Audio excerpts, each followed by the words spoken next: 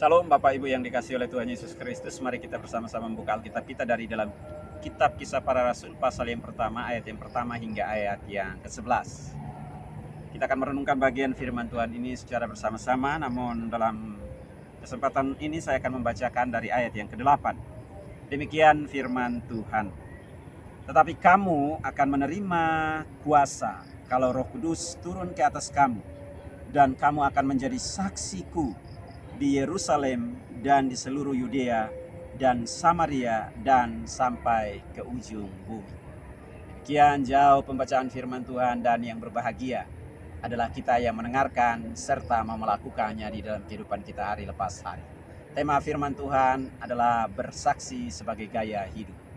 Berbicara tentang gaya hidup, semua orang tentu rindu untuk bergaya. Di zaman milenial ini dan dengan berkembangnya ilmu pengetahuan dan teknologi, banyak orang rindu untuk bergaya.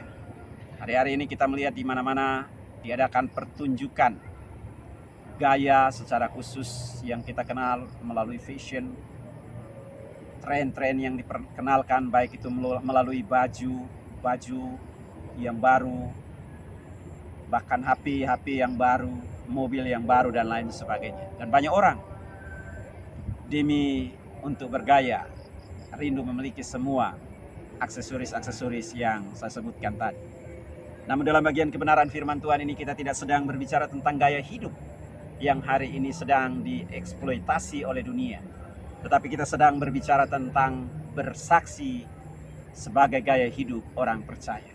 Mengapa pentingnya bersaksi sebagai gaya hidup orang percaya? Yang pertama, di ayat yang ketiga kita baca di dalam bagian kebenaran firman Tuhan. Di sana berkata bahwa kepada mereka ia menunjukkan dirinya setelah penderitaannya selesai, dan dengan banyak tanda ia membuktikan bahwa ia hidup. Sebab selama 40 hari ia berulang-ulang menampakkan diri dan berbicara kepada mereka tentang kerajaan Allah.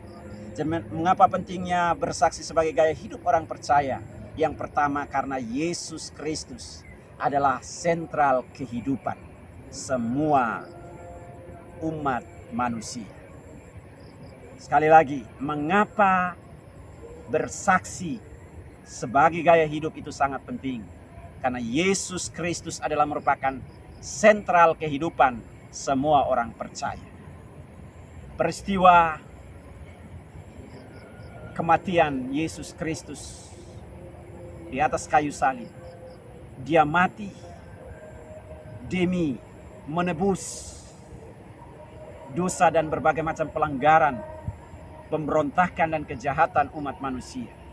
Namun pada hari yang ketiga, maut tidak berkuasa atas diri dan hidupnya. Ia mati namun ia bangkit pada hari yang ketiga, sesuai yang dinubuatkan di dalam Alkitab, baik oleh nabi-nabi di dalam perjanjian lama maupun oleh Yesus Kristus sendiri ketika dia ada di tengah-tengah dunia ini. Jadi pentingnya kita sebagai orang yang hari ini sudah diselamatkan, sebagai orang yang sudah ditebus, sebagai orang yang sudah mendapatkan pengampunan. Tugas tanggung jawab kita adalah membawa hidup yang telah Yesus berikan secara cuma-cuma kepada saya dan Bapak Ibu Saudara sekalian. Kita mengimpartasikan hidup yang abadi, yang hanya ditemukan di dalam satu-satunya toko yang kita kenal di dalam Yesus Kristus Tuhan, atau yang kita kenal di dalam Isa Al-Masih. Dialah satu-satunya sentral, dialah satu-satunya sumber kehidupan yang abadi, yang telah memberikan kehidupan keabadian di dalam setiap kehidupan orang yang percaya kepadanya. Karena itu kita sebagai orang yang sudah ditebus, sebagai orang yang sudah diselamatkan, pentingnya kita menjauhi yang namanya dosa, pentingnya kita menjauhi yang namanya berbagai macam kejahatan, pentingnya kita menjauhi yang namanya berbagai macam pelanggaran dan pemberontakan, dan hidup di dalam kebenaran. Gaya hidup kesaksian orang percaya hari ini harus real, harus nyata, terekspos melalui sikap dan tindakannya. Yesus telah mati bagi kita, dia berkorban bagi kita. Dia mau agar kita tidak menyalahgunakan setiap kemerdekaan yang telah dianugerahkan, yang dia percayakan kepada kita, dengan hidup di dalam berbagai macam kejahatan, dengan hidup di dalam berbagai macam dosa.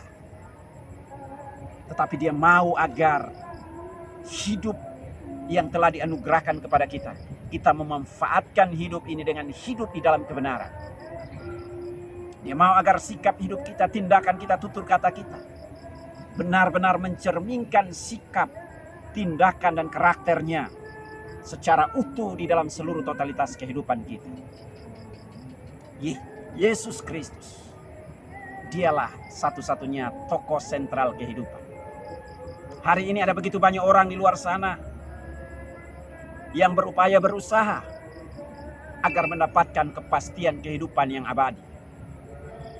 Tetapi saya ingin tekankan kepada kita bahwa kepastian kehidupan abadi hanya tersedia di dalam satu-satunya pribadi, yaitu Tuhan Yesus Kristus. Pentingnya pemahaman ini akan mendorong kita, akan memampukan kita sehingga dimanapun kita berada, kita mampu mengimpartasikan kehidupan, keabadian yang ada di dalam Yesus Kristus kepada orang lain. Ini harus menjadi gaya hidup kita. Dimanapun kita ditempatkan, di marketplace kita masing-masing. Kita ditempatkan sebagai dosen, kita ditempatkan sebagai pendeta, kita ditempatkan sebagai majelis, kita ditempatkan sebagai diaken, kita ditempatkan sebagai mahasiswa, kita ditempatkan sebagai siswa, kita ditempatkan sebagai karyawan, apapun profesi kita, apapun status kita. Berita yang penting ini tentang kepastian kehidupan keabadian telah disediakan oleh Yesus Kristus Tuhan. Karena itu mari jadikan ini sebagai gaya hidup kesaksian. Gaya hidup kesaksian orang percaya adalah mengimpartasikan kehidupan keabadian yang tersedia di dalam Yesus Kristus Tuhan. Yohanes 10 ayat 10 di sana firman Tuhan berkata, pencuri datang hanya untuk mencuri, membunuh dan membinasakan. Tetapi Yesus Kristus berkata bahwa aku datang supaya mereka mempunyai hidup dan mempunyainya di dalam segala kelimpahan. Inilah pesannya bagi semua orang percaya yang sudah diselamatkan, agar menjadikan seluruh totalitas hidup mereka menjadi gaya hidup kesaksian yang mencerminkan kehidupan yang utuh, kehidupan yang sempurna yang telah mereka terima secara cuma-cuma melalui karya pengorbanan Kristus di atas kayu salib. Dia mati, namun dia bangkit, memberikan kepastian kehidupan kepada saya dan Bapak Ibu Saudara sekalian. Berita ini tidak eksklusif. Berita ini harus dibagikan, harus diceritakan, harus diimpartasikan kepada semua orang, sehingga mereka pun mendapatkan kepastian kehidupan yang tersedia hanya di dalam Yesus Kristus Tuhan. Firman Tuhan dengan jelas di dalam Kisah Para Rasul 4 ayat 12. Mengapa pentingnya kita membawa kehidupan keabadian ini kepada semua orang? Karena di dalam Kisah Para Rasul 4 ayat yang ke-12 di sana firman Tuhan dengan jelas berkata demikian. Dan keselamatan tidak ada di dalam siapapun juga selain di dalam Dia, sebab di bawah kolong langit ini tidak ada nama lain yang diberikan kepada manusia yang olehnya kita dapat diselamatkan. Berita tentang keselamatan, tentang kehidupan keabadian, tentang kehidupan yang bukan imitasi, tentang kehidupan yang bukan hanya sesaat, hanya tersedia di dalam satu-satunya pribadi, yaitu Yesus Kristus Tuhan atau Isa Al-Masih. Bapak Ibu yang mendengarkan berita ini, inilah waktunya, inilah momennya.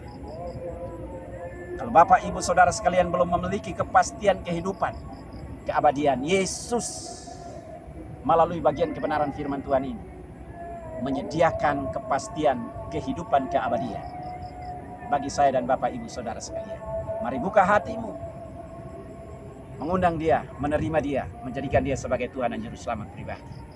Inilah peristiwa yang harus kita tularkan dan impartasikan di dalam kehidupan kita. Bagian yang kedua dari bagian kebenaran firman Tuhan yang kita baca dan kita renungkan pada hari ini adalah mengapa bersaksi sebagai gaya hidup. Yang kedua adalah karena ini adalah merupakan perintah dari Tuhan Yesus Kristus kepada semua orang percaya. Di ayat yang kedua firman Tuhan berkata, sampai pada hari Ia terangkat, sebelum itu Ia telah memberi perintahnya oleh Roh Kudus kepada rasul-rasul yang dipilihnya. Jadi sekali lagi, mengapa bersaksi harus menjadi gaya hidup orang percaya?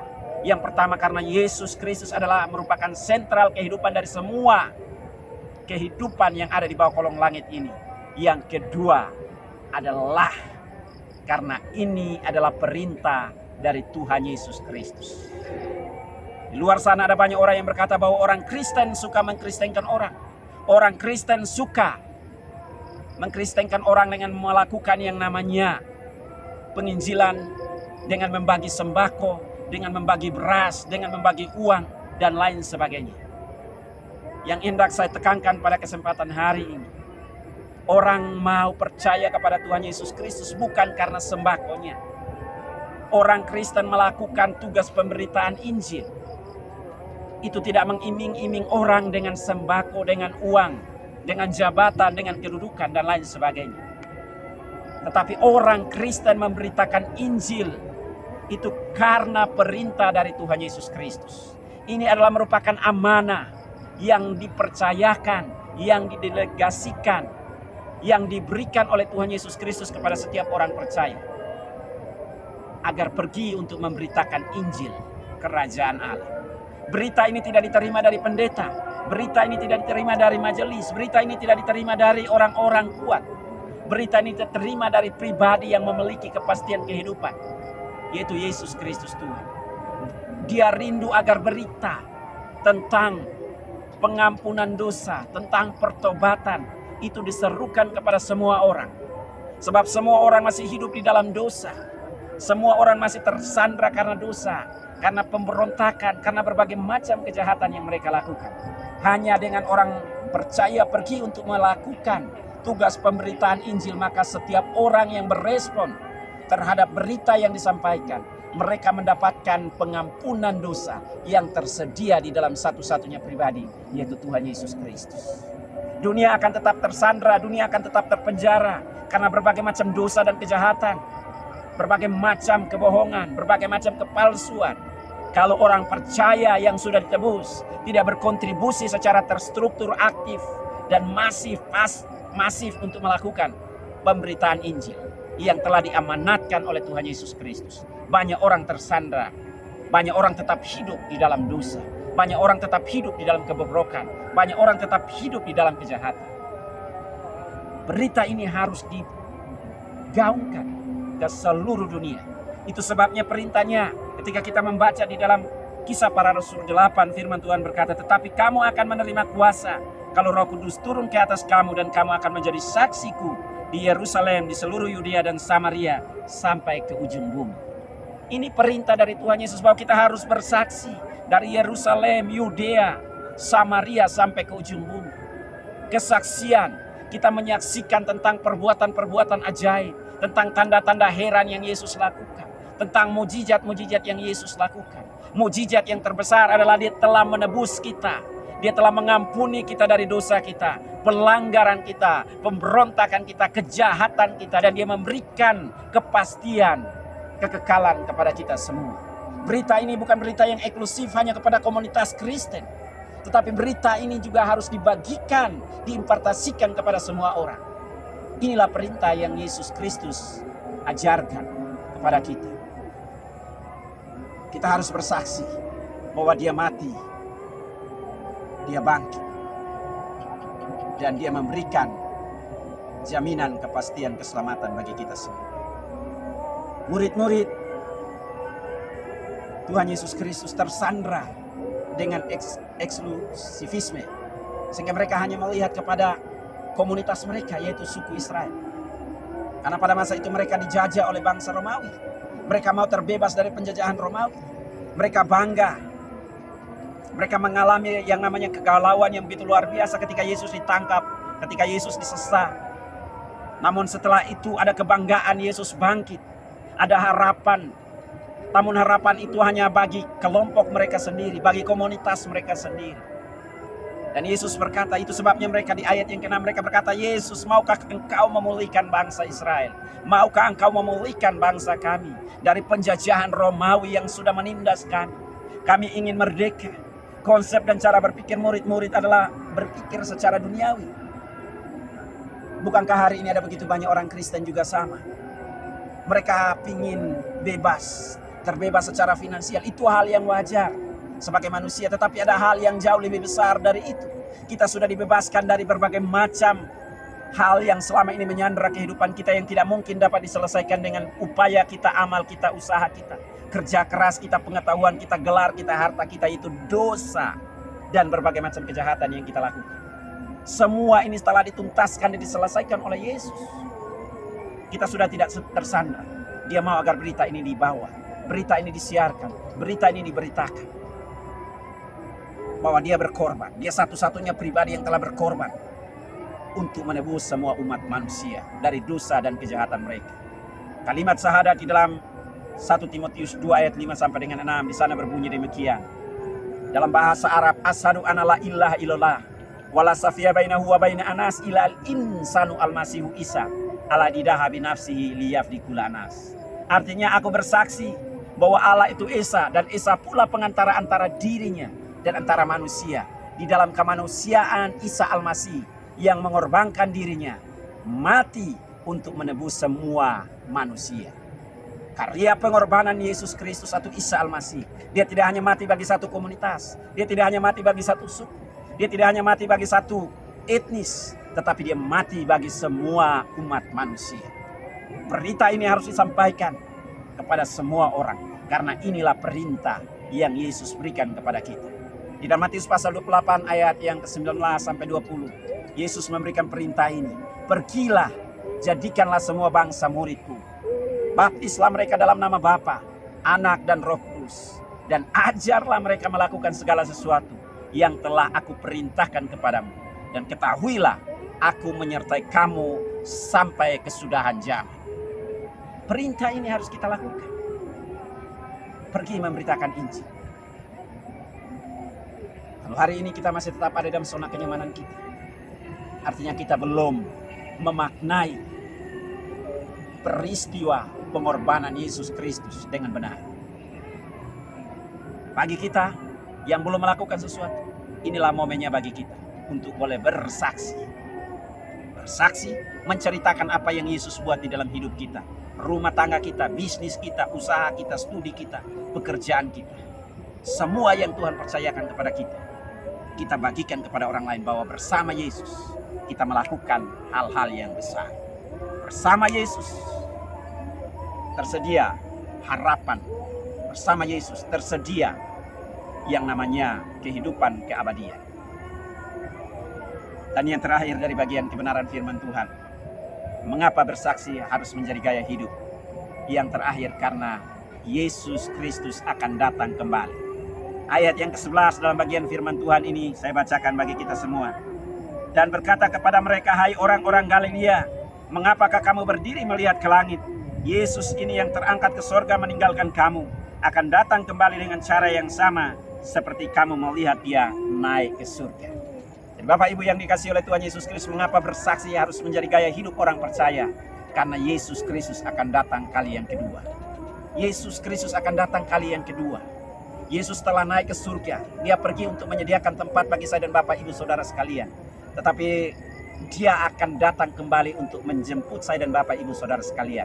Kemah kediaman kita di dunia ini adalah sementara. Kemah kediaman di dunia ini akan dibongkar. Tetapi Allah di dalam Yesus Kristus Tuhan telah menyediakan satu kemah kediaman yang tidak dibuat oleh tangan manusia, tetapi dibuat oleh tangan Allah sendiri. Kesanalah tujuan hidup kita. Kesanalah kehidupan saya dan Bapak Ibu Saudara sekalian. Karena itu gaya hidup kesaksian orang percaya harus real, harus nampak di tengah-tengah dunia ini. Ini sangat amat penting. Yesus akan datang kali yang kedua. Setiap orang yang percaya kepadanya, setiap orang yang percaya kepadanya tidak akan dihukum, tidak akan mengalami kebinasaan. Setiap orang yang tidak percaya kepada Yesus Kristus sebagai Tuhan dan Juru Selamat pribadi, hanya ada satu tempat, yaitu di neraka. Dalam 2 Korintus pasal yang ke-5 ayat yang pertama sampai dengan ayat ke-10. Di sana Bapak Ibu bisa membacakannya. Di sana dengan jelas firman Tuhan berkata, 2 Korintus 5 ayat yang ke-10. Semua orang harus mempertanggungjawabkan segala sikap, tindakan, dan perbuatan mereka selama mereka hidup di dalam dunia ini. Entah yang baik, entah yang jahat. Semua harus menghadap tahta pengadilan Kristus. Dan semua orang harus dihakimi. Semua orang akan dihakimi. Dia datang kali yang kedua. Dia datang bukan untuk mengampuni dosa.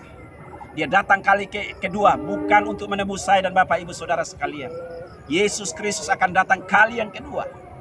Dia datang berdiri sebagai hakim.